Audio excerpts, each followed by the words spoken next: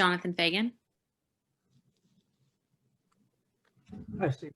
PJ mentioned that you spoke with the team before shoot-around today about MLK Day and Martin Luther King Jr.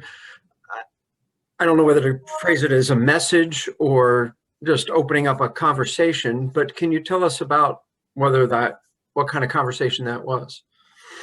Yeah, I try to use every opportunity to shine a light on things going on in the world. You know, there's a lot of stuff going on, and Martin Luther King Day is a special day to me and to the whole country. And I just tried to point out the fact that he was so selfless, and he really just sacrificed so much. He died at 92, and this is what I told the team. He died at 90, or he would be 92 on January 15th, and his whole life was sacrificing for others. He was put in jail 29 times for a lot of times just basically nothing, and it was very much all about the greater good instead of what was best for him. And that's something that we all should look towards and understand, that a lot of times we can kind of get inside ourselves, and for us to acknowledge a man who sacrificed so much for me, the players, everybody, because it was very much about equality, and it wasn't about just African Americans at the time. So I also kind of told them about my dad, who he came into the NBA in 1964, and you know, it was a tough social climate at that point, and there were restaurants and hotels that my father wasn't able to go, either not allowed to go into at all or not allowed to go into the front door. So it's really not that far away. So there's a lot that has been improved, and we still have a long way to go. But I just wanted the players to hear my story when it came to the Martin Luther King Day, and really let them kind of marinate on the sacrifice that he gave for all of us. Thank you. Adam Spolin. Stephen, just following up on that, is that a story that you have told any of your teams in the past? And do you feel, as someone in your position, that you have kind of a responsibility to carry on that message? Yeah, I mean, I haven't told that in front of a complete team. I've told it to individuals over the years, and in the bubble, we had a meeting right after the Bucks decided not to play that game, and I shared the story about my dad with the team there. And you know, it's for them, it seems like it's ages ago, and for me, it's just one generation that that all of that stuff kind of happened. But in this position, it is my responsibility to shine a light, to educate, to make it about more than just basketball with these players, because I am in a unique position to be a young African-American coach, and I'm blessed to have an owner and to have a GM who believe in me to be in this position. So I'm going to take advantage of every opportunity that I have to teach, to listen, and really make it about more than basketball. Mark Berman.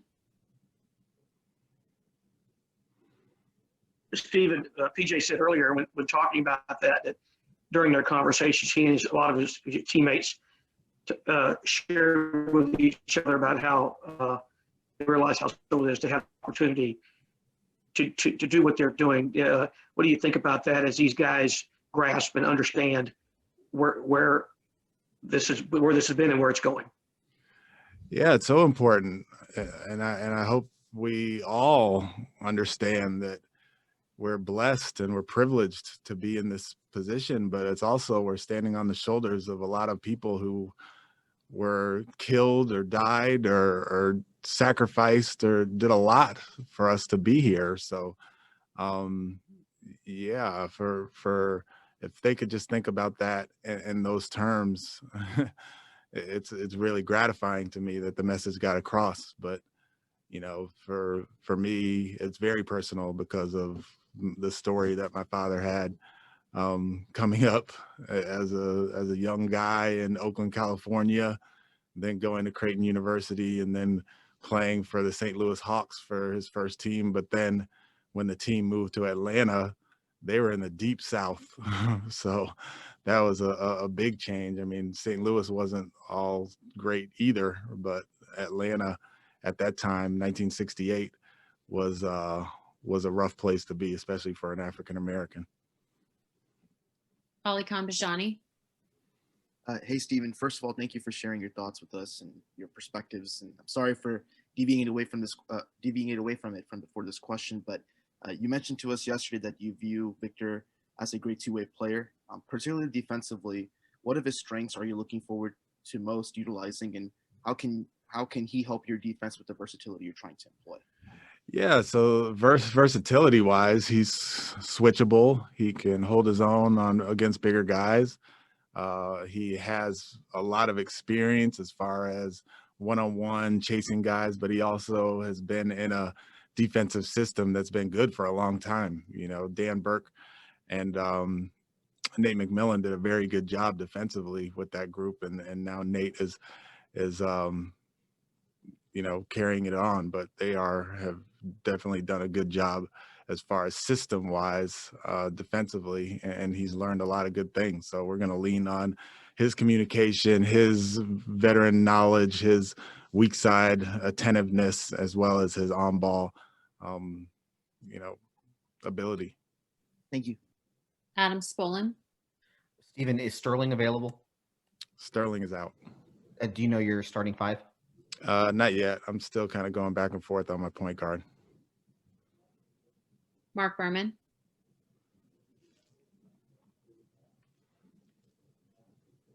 Mark.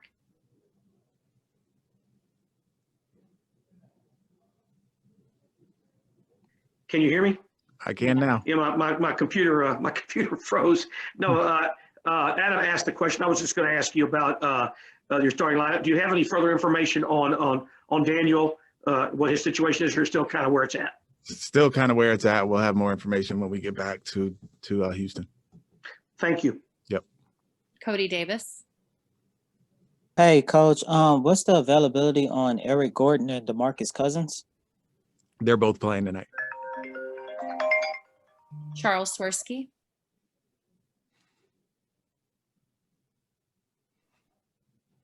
You're muted, Chuck. Good. Hey, Coach, I just wanted to say hello.